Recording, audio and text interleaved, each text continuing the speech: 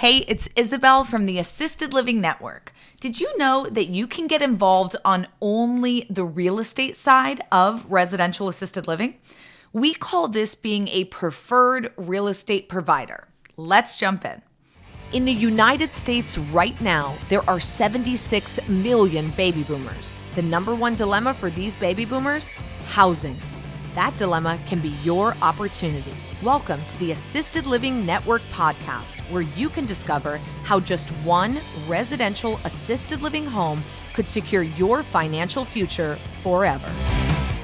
So you only want to own the real estate and lease it to an experienced operator of a residential assisted living business. Sounds good, right? Completely hands-off, leasing to an amazing tenant, running a professional business, and helping care for the elderly? Yeah, well, one important thing for you to know is that this is the easy part. The hard part is the running of the actual business. So yes, there is some cash flow there, about 2 times the fair market rent, but it's not as lucrative as both owning and operating the business piece of the equation as well.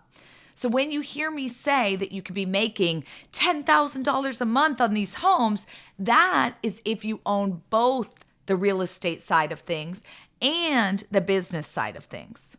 So with just one piece to the puzzle, your income opportunities dwindle. Don't get discouraged though. This is still an amazing opportunity. As a preferred real estate provider, you should be looking for properties in the right demographics. You want the surrounding areas to be an area where the majority population is 50 to 70 years old, making 2 times the median income, typically homeowners and college graduates. You want brand new big boxes being built all around you. You want to do your internal feasibility study to determine how many other care homes there are, what rates they offer, and what amenities they provide. You also want to know how many vacancies there are. Is this an up and coming senior housing area or a dwindling population? Next, you need to dig into the zoning rules. As a preferred real estate provider, it's easy to lock in on one county or city that you can get really familiar with. Learn all of the rules of the land and what zoning adjustments are needed to be made in this area. Next, you're going to need to make friends in the zoning and licensing departments, as you really want to make sure that these homes are up to code and that they'll easily pass inspection. Some counties may require rezoning, others will require sprinkler systems. Some may not allow homes within a certain distance of each other, and some counties they may require a certificate of need. The more you zone in on one area, the better you can be as a preferred real estate provider, and the more REL owners and operators will want to work with you, because you'll soon become the go-to guy or gal in this market. When it comes to the physical property, you also want to maximize the amount of bedrooms and bathrooms you can comfortably fit. For example, if I'm here in Arizona where I'm allowed to have 10 residents in a home, I wouldn't look at anything less than a 7-bedroom bathroom home. This is really a good standard. The more, the better. They're easier to fill, and everybody wants a private bedroom in senior housing.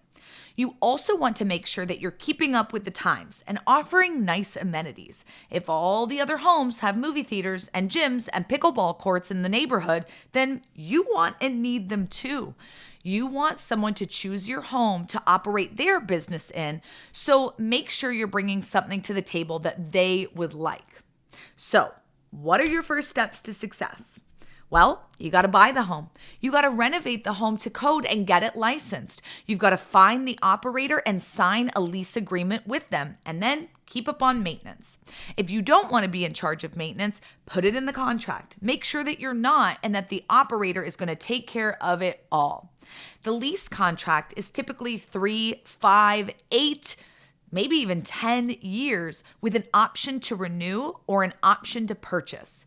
There are people who do this full time. They buy homes, reno them for senior housing, and lease them to good operators.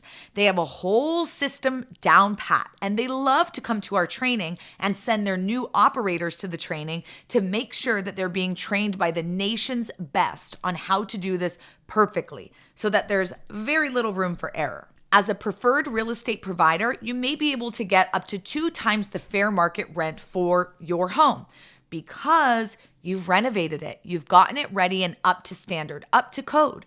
You've done a lot of the legwork, and they'll be thankful for that. I mean, there is a reason that they're not owning the real estate themselves. Maybe they don't have the income. Maybe they don't have the credit score or the financial backing to do it. Maybe it's the wrong time in the market to buy, and they'd rather lease with an option to purchase later on. There could be many reasons for this, but something important for you to note is that if they're an inexperienced tenant and have never been in this business before, you're going to want to check that they've been educated and that they have support and that they know what to do, if things start going awry, if things aren't panning out. You don't want to be held on the line if anything goes wrong either. So make sure that they are highly educated and know what steps to take and have support to guide them along the way. So yeah, you can get 2 times the fair market rent locked in for 5 years on a single family home. And you don't have to worry about turnover. You don't have to stress about keeping up on maintenance. But my tips: know what you're doing before you jump in. There's a lot left to be learned.